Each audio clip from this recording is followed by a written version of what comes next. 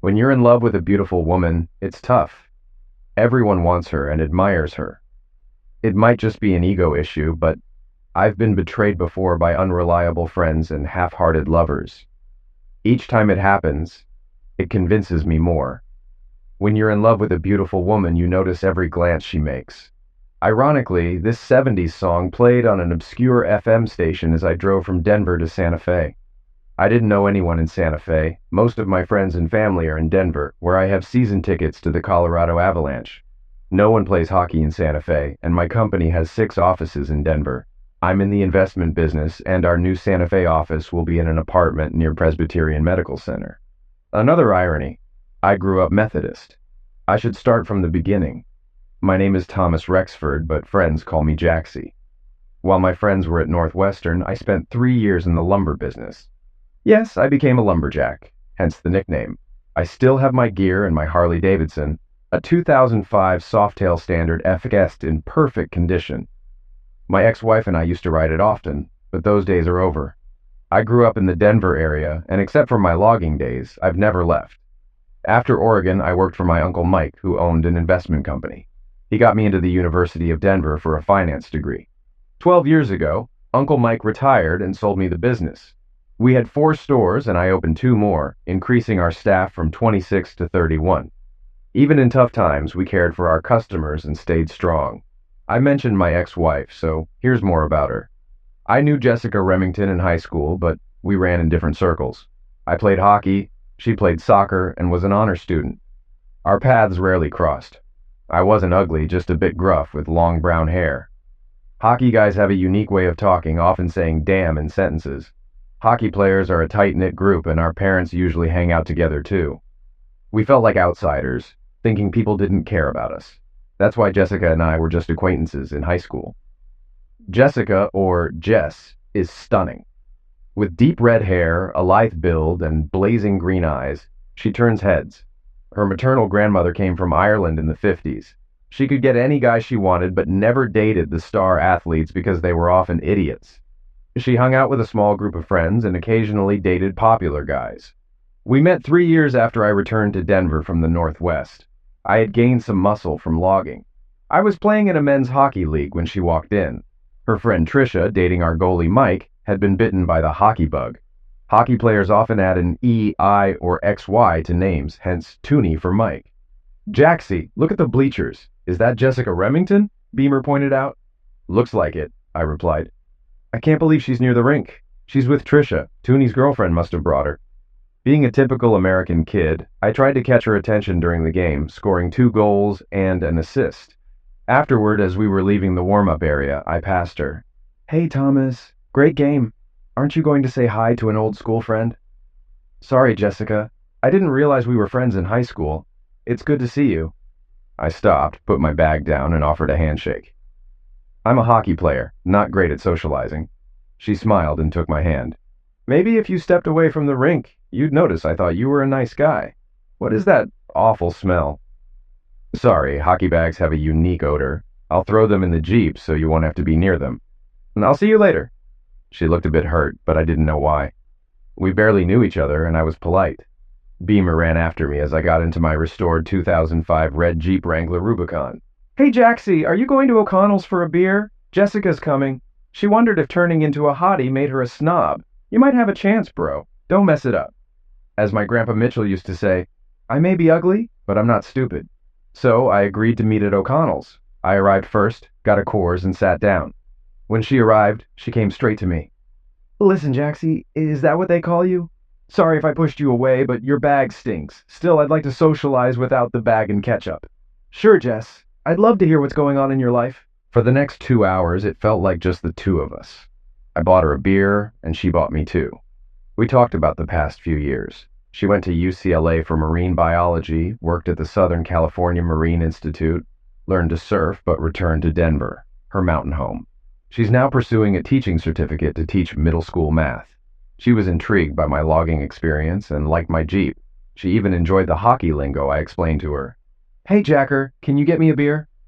It's Jaxie, not Jacker, I corrected, pointing to our server. Since you avoided me at the rink, I thought Jacker was fitting, she said with a sly smile. Let's have some fun. I managed to say. She winked. Maybe.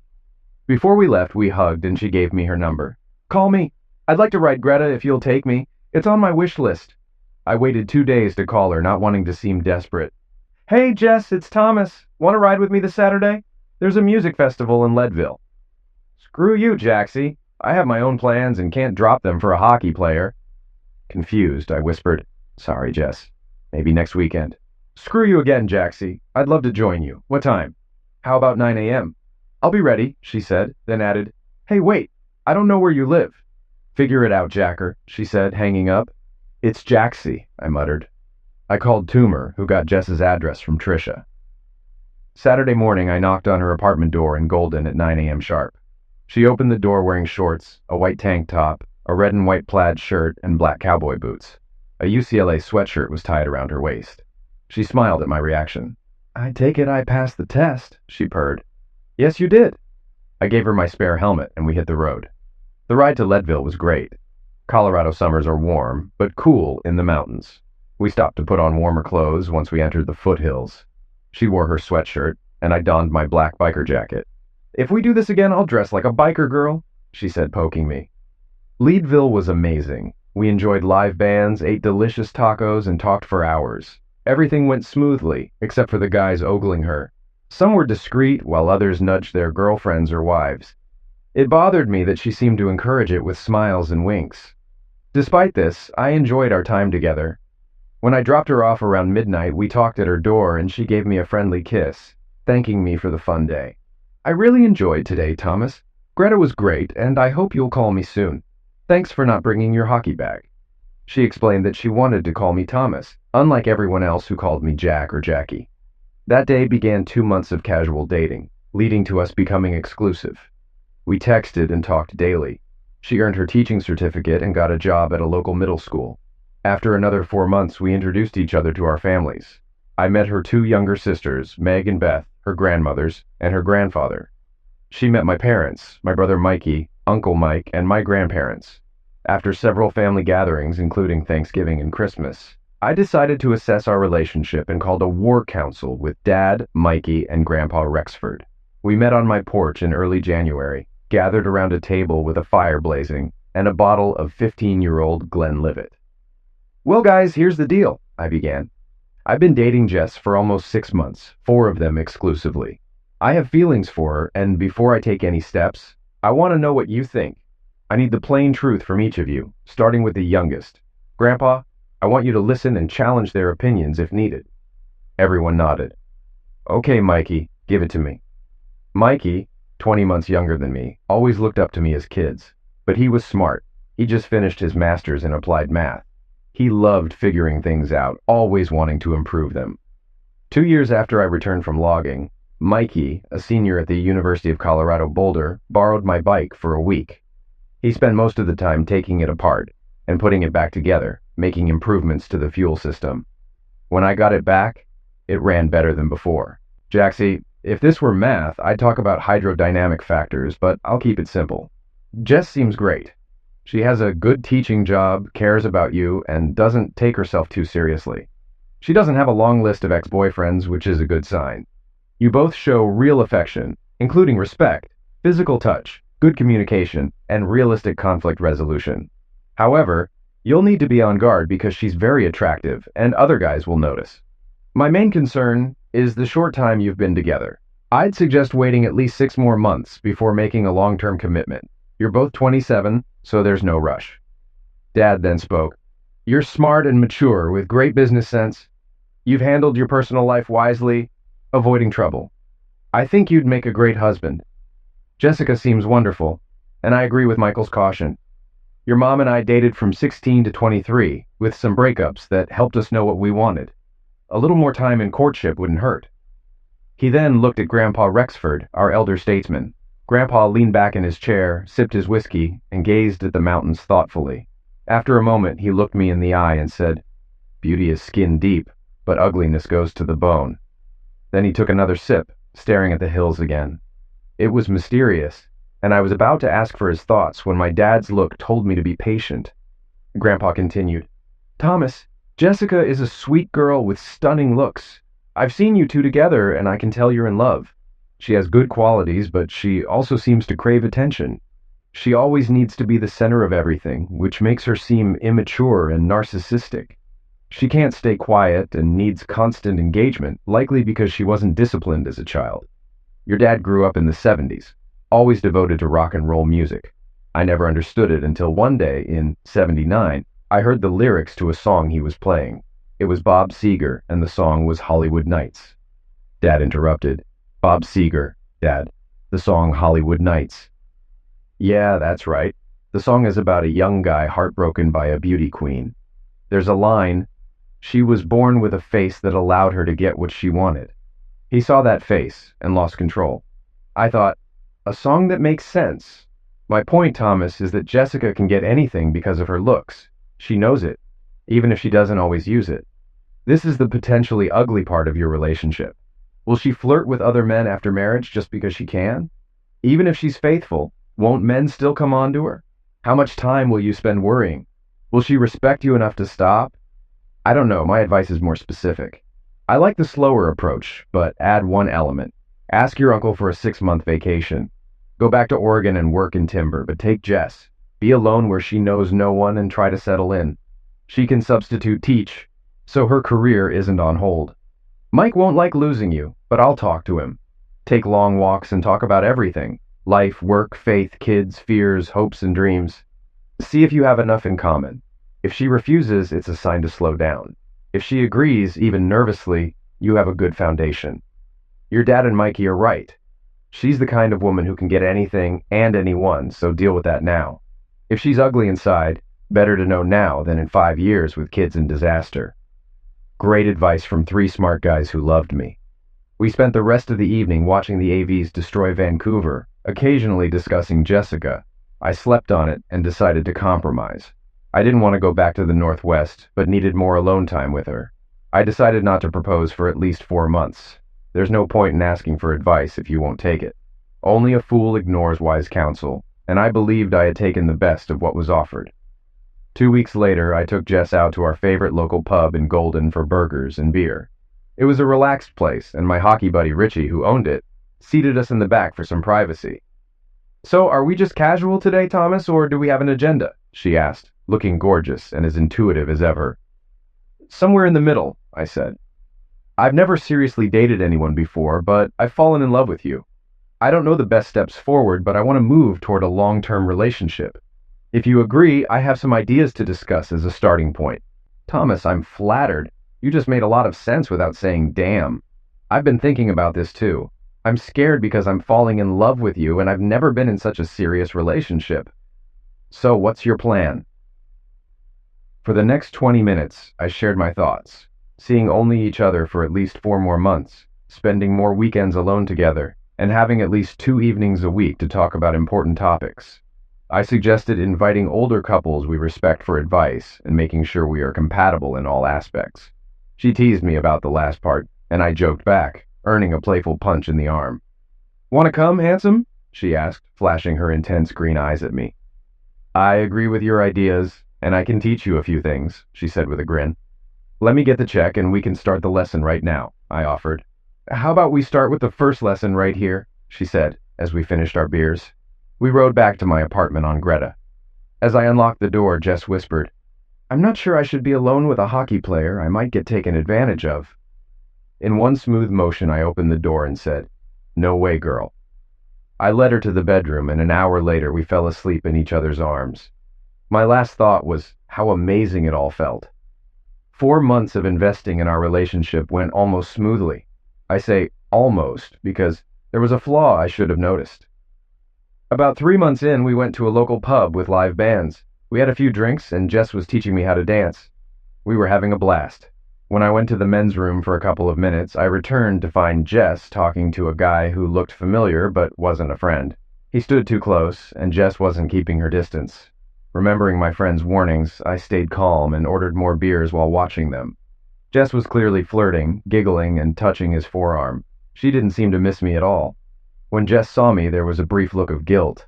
Then she smiled and said, "Thomas, you remember Wayne from high school?" Wayne smirked slightly and extended his hand. "Hey, Thomas, good to see you. It's been about 10 years. You look great. I shook his hand and said hello. A couple of things stood out. He called me Thomas, not Jaxie or Rexy, meaning he wasn't a hockey buddy. Jess knew she had crossed the line. Now it was a matter of how she would react. She missed her first chance. Wayne, why don't you join us? Are you here with someone? Thanks, I will. No, just here with some buddies. No one I can't ditch for old friends. I can't believe you're solo. There are plenty of ladies who should notice you, Jess said. She kept chatting with Wayne, never involving me or thanking me for the beer. Why don't you spin me around on the dance floor? She suggested to Wayne. Strike three. She didn't ask if I was okay, or even look at me until she led Wayne to the dance floor. Be back in a while, babe. Don't flirt while I'm gone. Wayne looked nervous. He was taller than me, but seemed like a clean-cut rich boy who'd never been in a fight. I'd had a few skirmishes in high school in Oregon. Truthfully, I got my back kicked the first week in the logging industry for being rude to a redneck. He punched me up, but later we shook hands, and he took me under his wing. Since then, I've learned to keep my temper in check. Wayne didn't attend our school, but he knew I did by the look in his eyes. Do you mind if I dance with Jess? He asked. Of course he doesn't, Jessica answered for me, leaving no room for objection. There's no fourth strike in baseball. Wayne avoided a punching by, at least trying to ask, honoring the unspoken male code. Jessica, however, was in for a rude awakening. When they returned, I was gone. I had a lovely moonlit ride home on Greta to cool down. Jess and I didn't live together. Call me old school, but I believe it's disrespectful for a man to ask a woman to live with him without a ring. It makes it too easy for a guy to take advantage and walk away. The ride home took 20 minutes, and another 20 passed before Jess's calls started coming in. Thomas, where are you? I can't find you at home. Why did you leave without picking me up? You looked like you were having too much fun with Wayne. Come back and get me now, you idiot. You're embarrassing me. Good night, Jess. I'm sure you'll make it home. She called again before I could turn off my phone, but I ignored it. I wanted a good night's sleep before the storm that would erupt in the morning. At 7:30 a.m., while drinking my second cup of coffee, Jess burst in with her green eyes blazing. We didn't live together, but she had a key. You son of a cow, Thomas! How dare you leave me like that? Are you such a little boy that you ran away because you were hurt? Explain yourself right now if you want me to stay. Her nostrils flared, and her face was red with anger. If I hadn't been a lumberjack, I might have been scared. Would you like to sit down and have a cup of coffee, Jessica? No, screw it. I don't want to sit and drink coffee with a juvenile like you. I kept my tone calm, which might have made her angrier, but I wasn't about to argue with an irritated Irish girl. Okay, suit yourself. Let me be blunt, Jess. I love you deeply and want us to be together, but I won't tolerate disrespect. What you did last night was unforgivable. We're not just dating, we're committed to each other. We agreed to deepen our relationship intentionally. Wayne was in your personal space and you were open to him. You didn't ask if he was welcome at our table. You invited him without consulting me. You flirted with him, told him other women should notice him, and asked him to dance without looking at me once. Even Wayne tried to ask if everything was okay, but you didn't let me respond. How is that respectful? How does it show your love for me? You like the attention you get from guys, and that's fine. But treating me like I'm not an equal, and having the final say in everything, is unacceptable. I was wrong to leave without explaining. But I won't compete for you. We're past that stage. I'm yours, and you should expect love, respect, and honor from me, just as I expect the same from you. If you don't see it that way, let me know. It will hurt, but I'll respect your choice and move on. But if you love me and want to continue, you must respect and honor me. Imagine if it were reversed, and a woman flirted with me in front of you. How would you feel if I ignored you and danced with her without asking? It was silent for a moment as Jess stared at me. I thought she might walk away, but then tears filled her eyes and her lip quivered. Suddenly she threw herself into my arms, sobbing.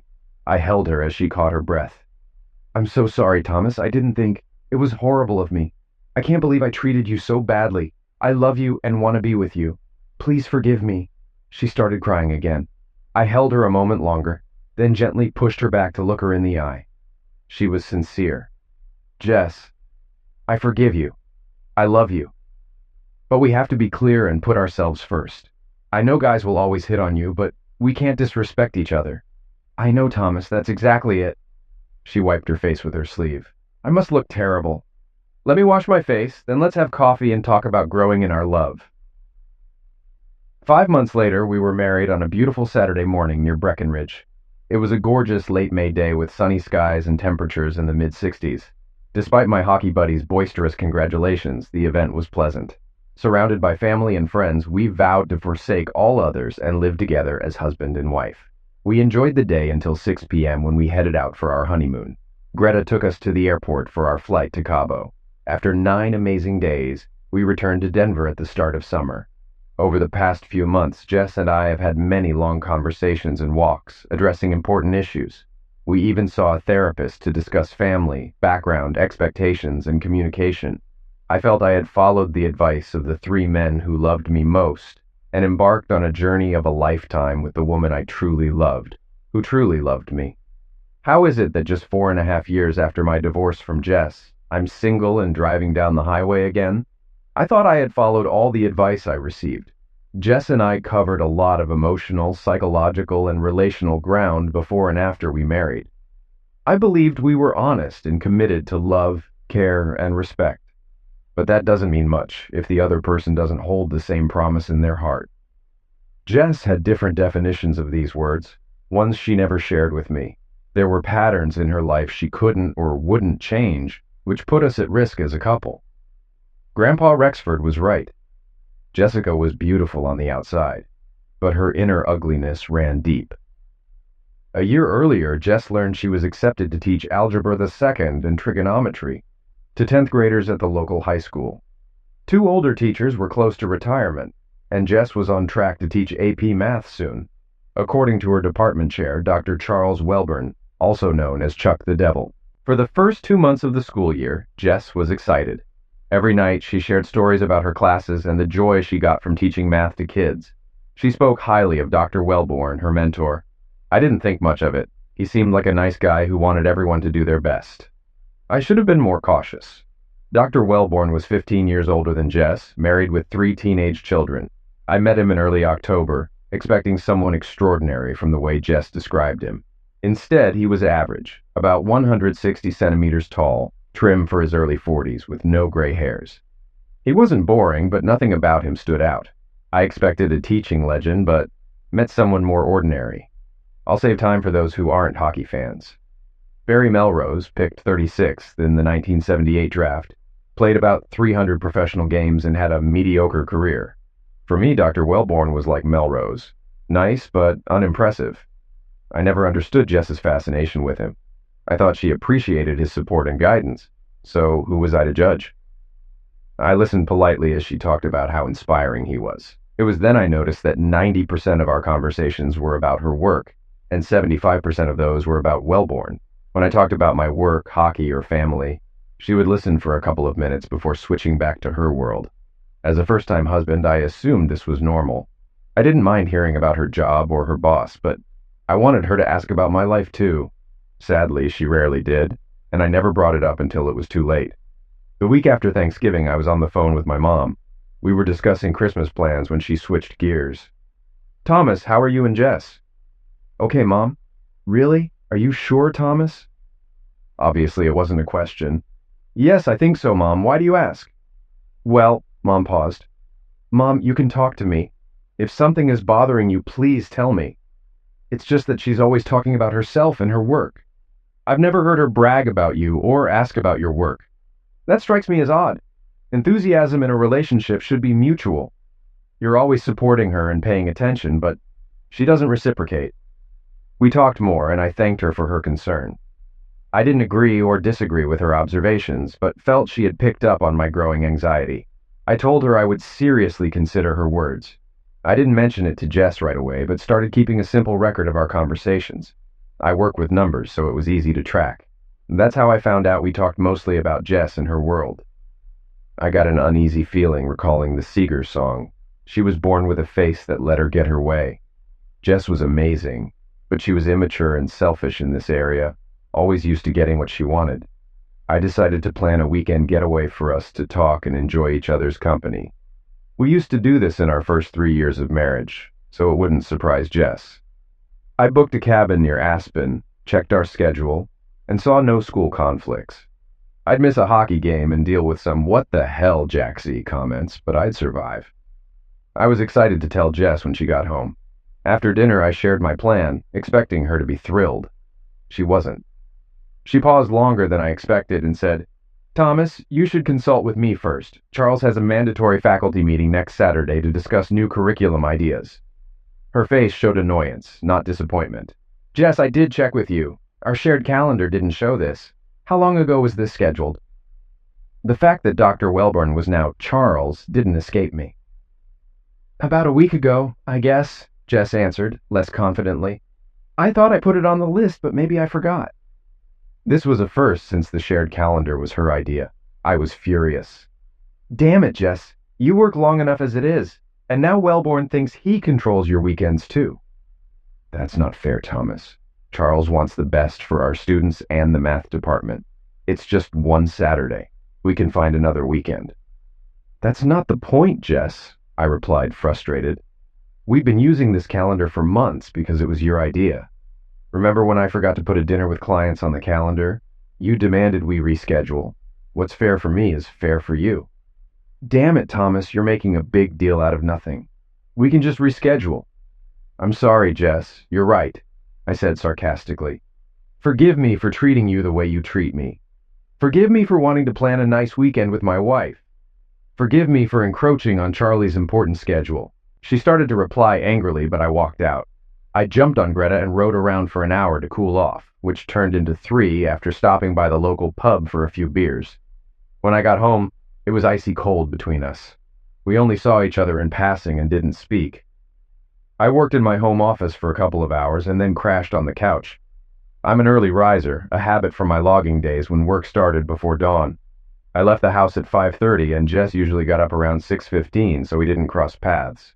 I canceled the cabin reservation, losing a $100 deposit. It wasn't much, but it made me sad.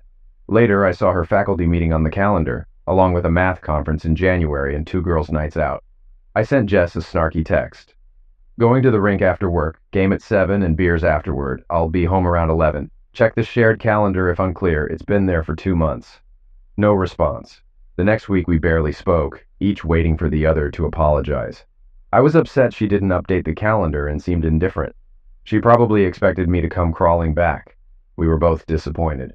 The following Saturday, Jess surprised me with a kiss at breakfast. "Thomas, I hope we can talk and make up today. I understand your disappointment, but I'm sure we can work things out," she said, winking and leaving without an apology or acknowledgement of her mistake. Seeger's lyrics echoed in my head, a face that lets her get her way. I grumbled for half an hour, then decided not to waste the day. The porch door had been creaking for weeks, so I took it off the hinges to oil it but realized we were out of oil. I jumped in my Jeep and headed to the hardware store. Mick's store has been around since just after WWO, staying in the family for 90 years. Mick the Fourth now runs it with his sons, Mick V and Eddie. I played hockey with Eddie, and Mick V only worked weekends because he taught math at Jess's school. Imagine my surprise when I walked in and saw Mick V helping a customer with a snowblower. He waved as I walked in. My surprised look must have caught his attention because he found me in Section 9 a few minutes later. "Hey, Jaxie, heard you had a goal and 2 assists on Thursday. Eddie said you played well for an old man." "Hey, V, yeah, it was a good night. Sorry for the weird look, but I thought Welborn had a middle school math meeting today. Did you quit your job?" Now he looked embarrassed. "I'm still teaching, but Welborn didn't schedule a meeting for today. He's arrogant, but not that stupid. Did Jess tell you we had a meeting?" I kept my composure. I must have misunderstood Jess as she left. Then I had another thought. "Hey, V, does the math department attend conferences?" "Yes, the next seminar is in Estes Park at the end of March. I'll be there, then hit the slopes." Trying to stay calm, I replied, "Sounds like you, V. Surprised you plan to attend half the meetings." "Yeah, I must be getting old. See you later, Jaxie." And he walked away. Distrust filled me as I paid for the oil and jumped into the Jeep. Why was Jess lying? I drove past the school twice, checking all 4 parking lots. No cars, no lights. My mind raced. I needed facts about where she was and what she was doing. I couldn't just wait at home. I went to a coffee shop, grabbed a cup, and sat in the back with a notepad. An hour later, I had a plan. My insurance agent, Pat Cook, known as Cookie on the hockey team, was surprised to get a call from me on a Saturday morning. Jaxie, did you break your leg trying to improve your skating skills? Not yet. Cookie, I need a few minutes. Can I meet you at your office? He knew from my tone this was serious. 15 minutes later, we were in his conference room. When you suspect insurance fraud, do you hire a private investigator? Sure, but why do you need one? Cookie, this is confidential, right? He looked offended. Sorry, my head's spinning. I think Jess might be having an affair, and I need to find out. Can you help? I hope you're wrong. I don't have a boyfriend, but I know a top-notch investigator. She's almost invisible, tough as nails, and always gets results. I can set you up with her. She's not cheap, but she's the best. Thank you, Cookie. Her name was Ella Compton. Since PIs work odd hours, she agreed to meet later that afternoon. I went home, finished the porch door, showered, ate, and met her at 1 o'clock. I sent Jess a note saying I had errands and would be home by 3. Ella was short, about 5 feet tall, but clearly tough. She smiled politely but spoke with a no-nonsense tone. I explained my situation. If you want a detailed report, it will take several weeks, possibly into the new year. Since you think she's lying about the conference, it will cost you. I need $1,500 up front and will invoice the rest later. I sent the deposit while she asked a few more questions. We shook hands and left. I felt low but knew I needed to keep up appearances. Secrecy was my only path to the truth. Jess was home, humming in the kitchen when I walked in. I kissed her on the cheek, telling her I needed a shower. I had tickets to the Avs-Preds game that night, and Jess rarely went with me. I was taking Mikey, and she was pleased. Before I left, I lied for the first time. Jess, I'm sorry I overreacted this weekend. I wanted us to go away, but I shouldn't have talked to you like that. Please forgive me. Of course, Thomas. I understand your frustration. We'll go soon, just the two of us. Cow to the end, I thought. The next 6 weeks were hell. I put on a happy face at work, at home, and with family. Christmas was brutal. Jess and I exchanged gifts, visited my in-laws for lunch, and her family for dinner. New Year's Eve was even worse. We went out for dinner and dancing, then spent the night in our hotel room. The physical part felt empty. On Sunday, we had dinner at Mom and Dad's with Grandma and Grandpa Rexford. As we hugged and kissed goodbye, Grandpa quietly pulled me aside. I'm sorry, Thomas. I really am, he whispered. Sorry for what, Grandpa? I asked, confused. I'm sorry I was right. How's that? He smiled sadly. I was right about the ugliness. Just know we're all with you, no matter what happens. I wanted to cry, but he saw my tears. You'll get through this, Thomas. There will be time for tears later. For now, do what you have to do. We Rexfords stick together and take care of each other. His strength reassured me I could handle it. 3 weeks later, I sat in Ella's office. She had called the day before to say the report was ready. I asked to meet at her work instead of mine. She began, I'm sorry to tell you, Thomas, but your wife is a lying cheat. If you need a moment, take it. No, go on, please. Chuck entertains your wife, usually at the Hampton Inn in Englewood. They choose that location because you don't have offices nearby. They act professional at work and are very discreet. They drive separately to a rest stop or truck stop, far enough away but close enough to get home quickly if needed. There was no conference in Colorado Springs. They spent that weekend in Gunnison in a remote cabin. They meet about every 8 or 9 days and have met at least 6 times since you hired me. I have audio and video from their last 2 meetings at the Hampton, along with pictures and conversations from their phones. The evidence is irrefutable. She handed me a thick folder. It's all here, but I advise against looking at the pictures or listening to the recordings right away. For some reason, I stayed calm throughout our conversation. I asked a few clarifying questions, which she answered thoroughly. When we were done, I asked her to email the final invoice to my personal work address. I gathered my folder and stood up to leave. Mr. Rexford, if I may, this is the best and worst part of my job. I'm picky about my clients and avoid liars and scammers. I never help anyone cheat. I know you're a good guy who doesn't deserve this. It's tough to give you this news, but now you know the truth. You're no longer in the dark and can take back control of your life. Thank you, I mumbled. One last thing, she said. I dug more into Chuck. This isn't his first affair. If you need help bringing him down, I'll help at no extra charge. Too bad it's not the 1880s. We could have strung him up before sunset. As I left, I noticed it had started to snow, a gray gloom enveloping my world. I sat in my Jeep, deciding what to do next. 5 minutes later, I called Jess. She answered on the third ring. Hey, babe. I had to go to Boulder this afternoon for a client. It's snowing like crazy, and I still have work to finish, so I won't be home until tomorrow. Oh, I'm sorry, babe. I was going to surprise you and go to your hockey game tonight. Be careful driving home tomorrow. I love you. Thanks. Bye, was all I could say. I considered going to my parents' house, but drove to the Hampton Inn in Englewood instead. I parked where I could watch the entrance, hidden by some bushes. I decided to wait for an hour. While I waited, I called Cookie and told him the bad news. Jaxie, I'm sorry as hell. Thanks, Cookie. Cover for me tonight with the guys. Make sure they know the next keg is on me. I'll call you tomorrow. Score a couple of goals for me. You got it, brother. I didn't have to worry about whether my ex-wife would show up with her lover. About 35 minutes later, Chuck arrived and went inside. 5 minutes after that, Jess parked at the far end and met him at the side door, where he gave her a quick kiss. I threw up all over the bushes. After that, I drove to my parents' house. On the way, I called my dad and told him everything. He was silent, which meant he was furious. I asked him to tell my mom because I didn't have the energy to repeat the story. I said I'd be there in about 20 minutes and hung up, crying the whole way. When I pulled up, I saw Mikey, Uncle Mike, and Grandpa's cars. My mom opened the door before I reached the steps. I collapsed into her arms, sobbing. When I came to, the 6 of us were in the living room. Mom wanted to feed me, and Dad poured me a stiff drink, but I refused both, not trusting my stomach. I spent the next 30 minutes telling them the story. I hadn't read the dossier yet, but I knew enough from my conversation with Ella. Everyone sat in silence, letting me vent. I cried the whole time, and my mom stroked my back like when I was a kid. By the end, everyone had tears in their eyes. Grandfather spoke first. We are all deeply saddened by your pain.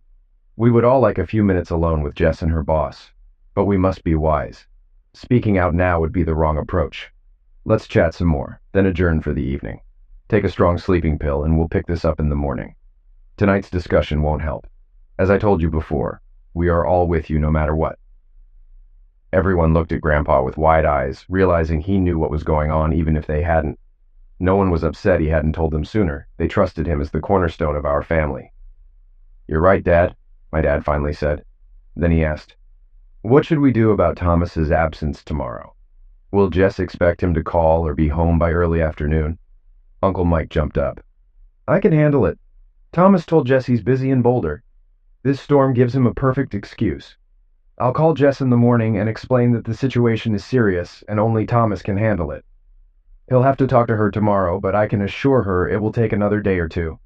Since she's in school, she won't be tempted to go to Boulder. We agreed to the plan with some additions from Mom and Dad.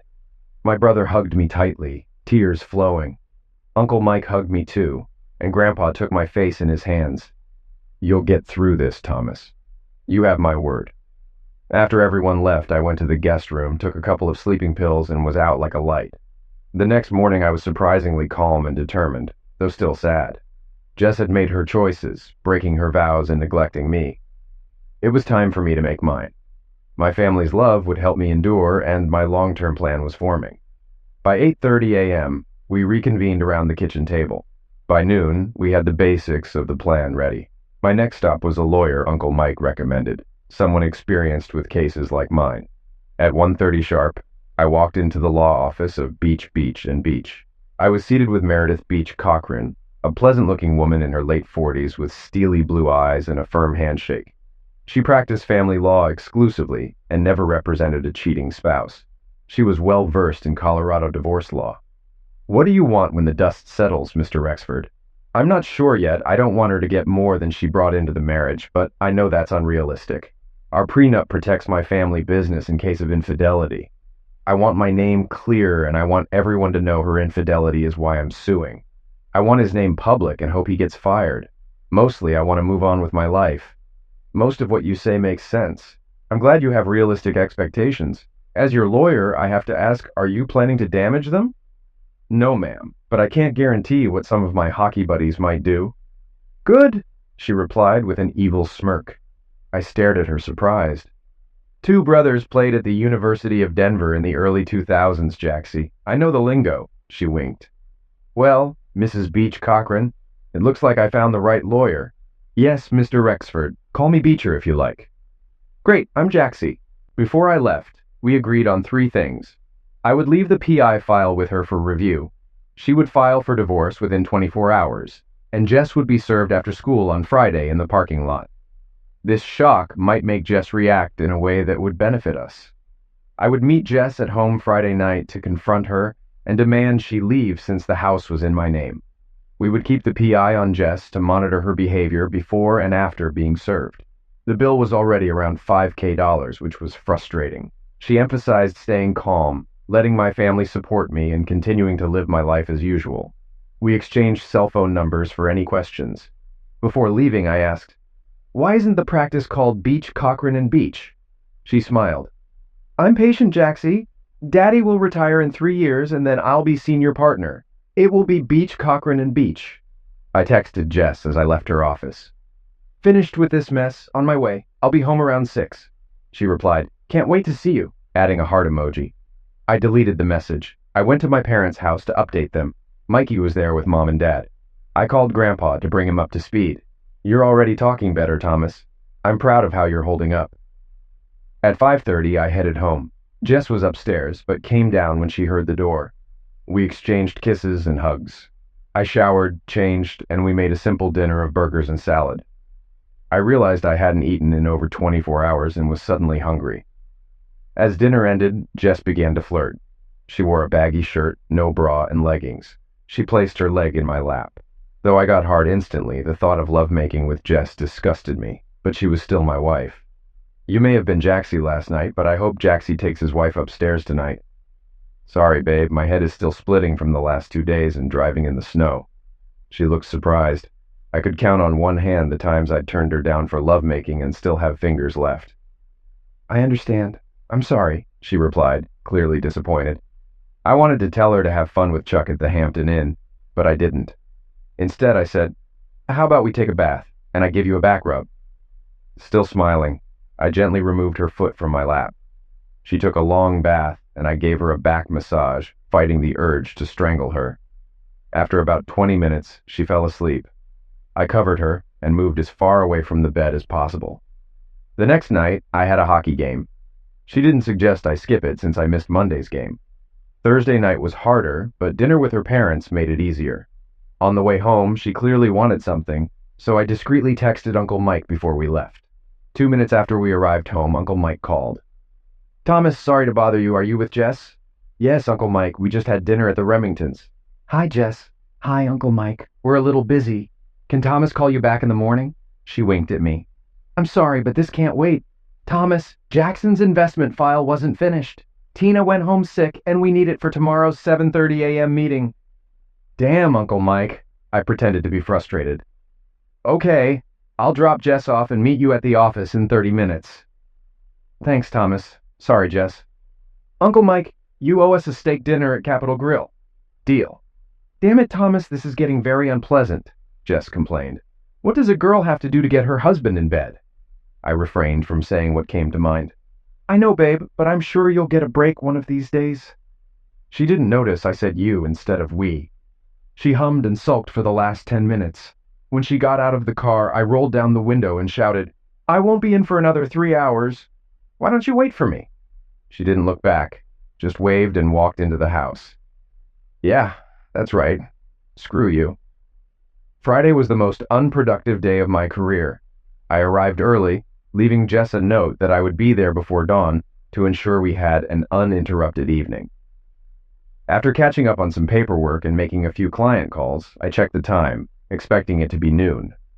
It was only 9:30 a.m. I told my assistant Donna that I was heading to the gym, where I worked out furiously.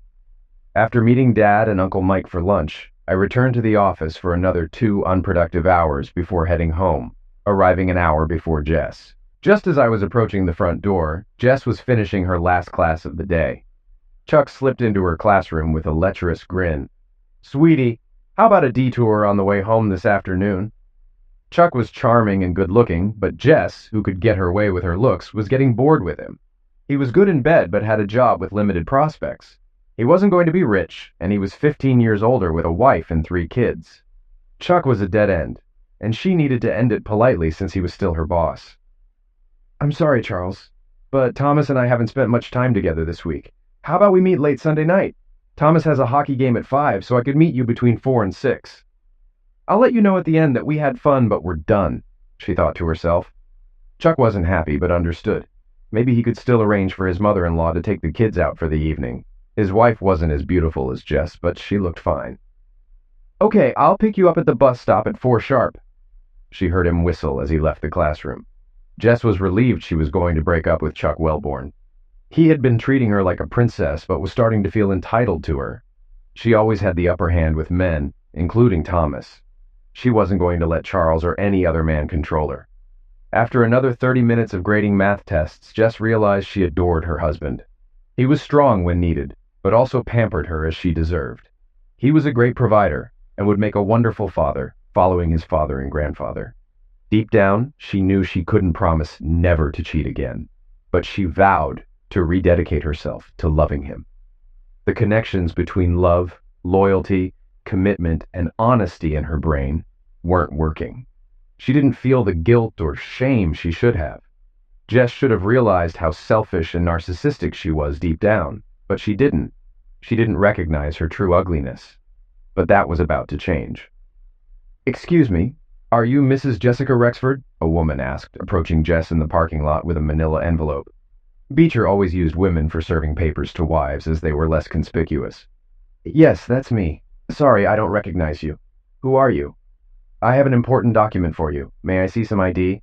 Sure, Jess replied, feeling embarrassed and curious. She showed her faculty lanyard. Thank you, Mrs. Jessica Rexford. You've been served. The woman handed Jess the folder, then walked away. Jess was left stunned, holding the papers. Wait. What? I don't understand. What is this? Jessica received no response. Slowly, reality began to sink in. No, this can't be happening, she hissed, tearing open the envelope. The top of the page read, Statement of Dissolution of Marriage. No, no, no, it can't be, she thought. Thomas would never do this. He adores me. He loves me. He can't know about Charles. We've been secretive. There's no way he could know. If he did, he would have confronted me. Oh God, I have to go home and make things right. She fumbled with her keys, dropped the papers, and cried. After gathering everything, she opened the car door and started the engine, sobbing and shaking with fear. She tried to calm herself but was confused, having lived a life without real shocks or stress. It took a few minutes to collect herself and start driving home. On the way, she swung between hysterics, rage, tears, and back to rage. When she got home, she would tell Thomas what she thought. No one, especially Thomas Rexford, had ever treated her so shamefully. How dare he pull such a stunt at her workplace? Thankfully, most people had left, but a few teachers were still on campus, and some had likely seen the confrontation. By Monday, gossip would be rampant. She never considered that she caused her own pain. Her infidelity was the root of this disaster. By the time she pulled into the driveway, she had calmed down and decided to stay composed. She was confident she could explain her affair with Charles if Thomas found out. She planned to claim that Charles forced her to sleep with him for career advancement. She vowed never to cheat again, but she was too afraid to confess to Thomas, fearing his temper and potential retaliation against Charles. As she walked through the front door, she was confident in her strategy. When she entered, I was already sitting at the kitchen table with another folder on it. But Jess ignored it, moving forward with her plan. Thomas, my love, this must be a terrible mistake. Why would you divorce me? We love each other. You are my soulmate. What made you do this? I remained calm. Jess, please sit down. She did. Jess, I've learned some disturbing things about your behavior. I'm giving you the chance to come clean and tell me the truth. I promise to listen without interrupting. If you explain honestly, I'll reconsider. Jess started to interrupt, but I raised my hand. But Jess, before you start, let me make this clear. I'm going to record our conversation on my phone to avoid any misunderstandings later. You have one chance to be completely truthful. If you lie or misrepresent your actions, it's over, and I'll proceed with the divorce immediately. It's up to you to share your thoughts. Ignoring the folder on the desk, Jess began, I don't mind writing this down, Thomas, but I'll tell you the truth. Charles Wellborn forced himself on me. He used his position of power to impose himself on me. I fought off his advances time and time again, but he made it clear to me that my best way forward was into his bed. I hated every second of it, but I endured because I was overwhelmed and didn't know what to do. Jess started to cry as she continued. I didn't want to tell you because I thought I could handle him, and I was afraid you would jump him and end up arrested or worse, in jail. When it became clear that there was only one single way to satisfy him, I did sleep with him, but it was only once, and I hated every second of it. Today, after school, he was in my class and tried to get me to sleep with him before I went back to your house. But I turned him down. Oh, Thomas, I'm so glad you know. Now you can help me put an end to his bullying. I can't prove it, but I've heard the gossip, and I think he's done it to other teachers before me. At this point, Jess put her head on the table and began to sob. Clap, clap, clap!